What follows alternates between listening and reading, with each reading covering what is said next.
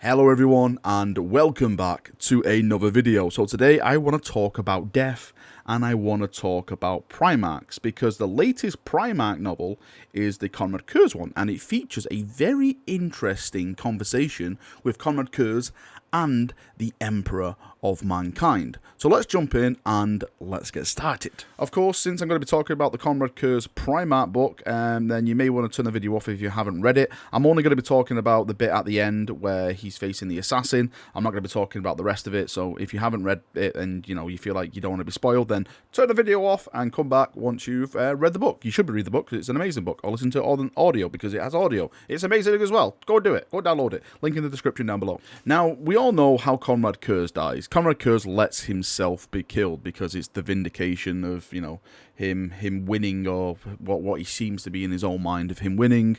The assassin M. Shen, I think is that how you pronounce it, and hopefully I haven't butchered the name.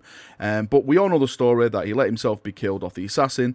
But this new bit of information that we get in this Primarch novel is that right before Konrad Curze allows himself to be killed, the Emperor of Mankind appears in front of him. Like, he sees the Emperor actually in front of him. No one else sees it, it's just Curze that sees the Emperor. Now, this could be taken, of course, in two ways, because we know that Konrad Curze was going a bit crazy. He was seeing a lot of visions. One of the visions actually mentioned in the book was Rogal Dawn being torn to shreds. But we all know that never happened because Dawn would not allow that. So you can technically say, in a way, that was it the Emperor appearing in front of him? Was it not the Emperor appearing in front of him because he was having like all demented visions and stuff like that? Let's say, for argument's sake, in this scenario, that the Emperor did appear in front of him, just so we can talk about what it truly means in the video. So in the story, the Emperor appears before Konrad Curze and he has a little conversation with him, and it's quite an emotional conversation. In a way, I do feel sorry for Konrad, not in like full on, because a lot of it is his own fault, but in a way I do feel sorry for him, and the Emperor actually forgives him. The Emperor forgives Konrad. He basically says that this is why you were made, this is the reason you were made, and I forgive you for what you've done. And of course, Curze being Curze starts talking back and stuff, and he talks about the Emperor failings, and like his brothers died because of the Emperor and his failings, not telling them, about, of course, what happened in the Horus Heresy. All that could have been avoided if the Emperor just opened up a little bit more. But the Emperor replied with something that really got my Primarch senses tingling. They were off the radar. So the Emperor states, "Nothing ever truly dies.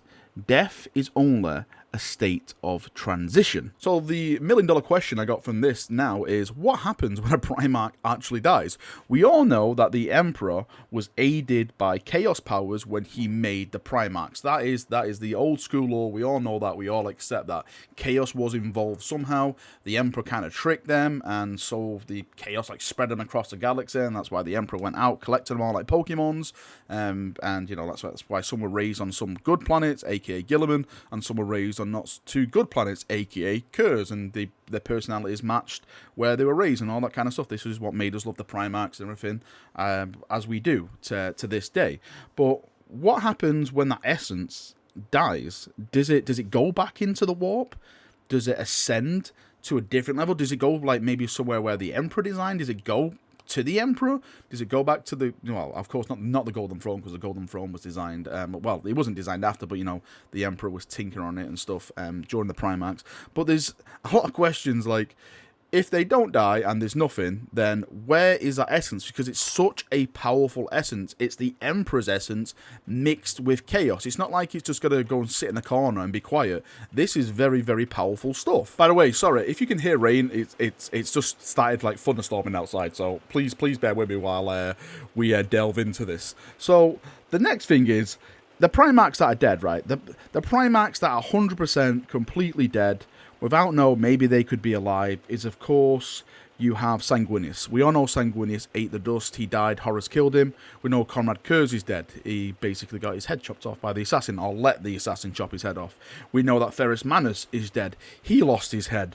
as well. Rogel Dawn is missing. He will always be missing until anyone finds a body. If there's no body, that means there is no death. That is the golden rule of TV and everything. No body means no death. And of course, then we have Altharius and Omegon. Apparently Dawn killed Altharius and Omegon was killed by Rebute. I know for a fact that Dawn killed one of them. I don't know which one it was. And it's down to, you know, basically, did Rebute kill him? Was it someone else? We don't know at this time, but we do know for the fact that Rogel Dawn did kill one of the twins. So they're the ones that are completely dead, and their so-called essence has transitioned to another place. Again, when you think of it from a logical standpoint, and I'm not going to go into the business side as of yet, I'll go into the business side in a second, because I think that has a really, really big impact on Primarchs, bringing them back, and the whole way that GW have changed their look on Primarchs and the stories of the Primarchs. And again, I'll go into that at the end of the video. But lore-wise, if they did transition and the soul, let's say, and the power is still there, technically that means that they can, in a way, still affect what is going on. For example, we know that Sanguinius, his psychic essence, has still a manifestation on the vengeful spirit. It's played around with that the Black Legion smash it just to laugh at it and stuff like that. We know that from the Devastation of Baal series that Dante has conversed with Sanguinius. Again, you can take this if that is Dante hallucinating, or if he's seeing things he wants to see. We know that Ferrus Manus kind of appeared when the Emperor went into the Webway to fight the demons and stuff. There was like a figure, and like all the people betrayed at Isfahan and stuff. Again, you can put your own interpretation on that, but it's this now for me. If it is true, and the souls and the essence of the power of the Primarchs do ascend to a different place, it more or less means that you don't really die. The Primarchs don't die. They just kind of evolve, and they can be brought back in a way which could be even more powerful than their physical beings on a battlefield. And adding to that, I think the only person that can truly bring a Primarch's essence, and I don't know, maybe like create a new body or something, like, put him in like a robot body. I was like, Ferrus Manus robot body activated, is probably the Emperor of Mankind. I can't see any other being doing it. Since the Emperor was the architect, again, I know he used chaos powers and stuff, but the Emperor was the overall designer of the Primarchs and how their inner workings and stuff like that. So the only being I can see that bringing them back is the Emperor with his powers. Now, I spoke to a friend about this the other day, and he said, I wonder if that's what the Psychic Awakening is. The Emperor awakening, like the soul of a lost Primarch to bring it back. I personally don't believe that one bit, because the Psychic Awakening is going to affect all the factions in a big way. I think it's more or less just going to be like a backlash of like chaos powers and people getting infected and stuff. I would love a Primarch to come back. You know me by now, ladies and gentlemen. I would love a Primarch to come back, but I don't see that happening just yet. I think there's going to be too much going on for like a whole bunch of Primarchs to suddenly just pop up and go, hello, how you doing there? Let's start purging once again. Now, from the business side of this whole view into Primarchs, their ascension, their essence, their disappearance, their return, and stuff like that. There's a massive part of this factor, which is business.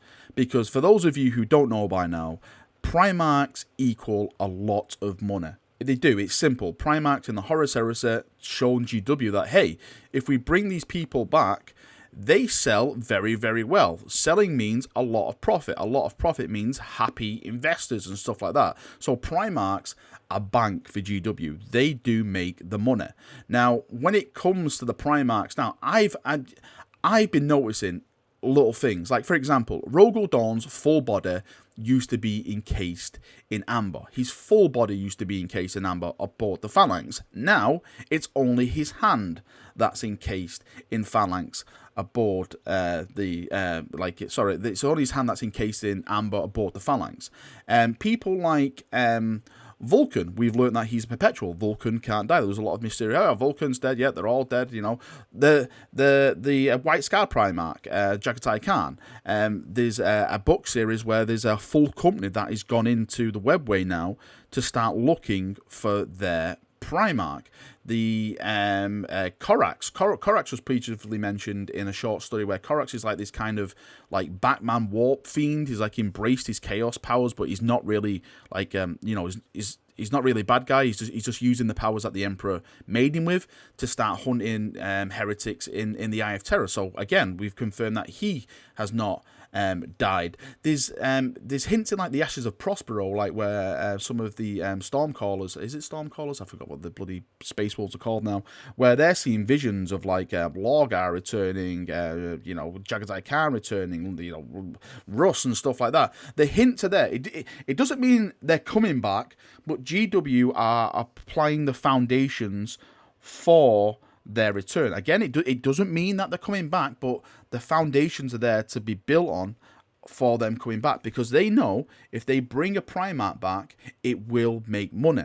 Rebooter Guilliman made them a lot of money. Of course, there's a lot of things that also made them a lot of money, but the whole 8th edition Rebooter coming back and the whole storyline which has happened since then has brought a lot of attention to 40k, which has again made them a lot of money. This is why I'm always hyped about Primarchs and stuff like that, because I know for a fact that Primarchs will return. Another Primarch will definitely return. I don't know what Primarch it will be. I don't know if it's going to be Dawn, Jagatai, the Lion, Lorgar, Perch Rabo. I don't know which one it will be, but I definitely know that another one will return. It could return next week. It could return in 6 months. It could return in 2 years' time. Again, I don't know when they return, but I know they will definitely bring another one back, because it's a simple fact.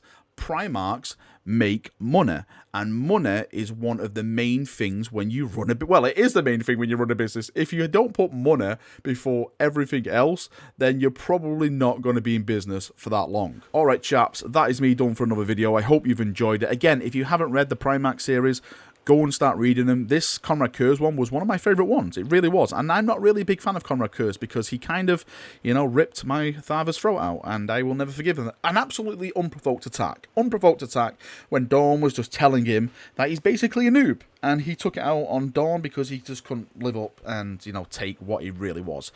So, yeah, I wasn't really a fan of him, but this book was great. I absolutely loved it from start to finish. I got the audio and stuff. It's an amazing book. And if you want to go and check it out, the link is in the description, like I stated at the start of the video. Please do, because you will be blown away. It's great. Right, again, that is me done. Thank you for coming. Thank you for watching, or should I say listening. Tell me what you think. Do you think it's just Konrad Curze on his hallucination, mad in the mind, because we all know that Curze is a little bit wacky at this time in his life? Or do you actually think the Emperor appeared in front of him and said, I forgive you. No, don't worry about dying. You just go to a better place, my place, where we all chill and talk 40k stuff and everything like that. I don't know what happens, but hopefully you guys will have some comments about it. Right, see you now, have a good day, and bye-bye.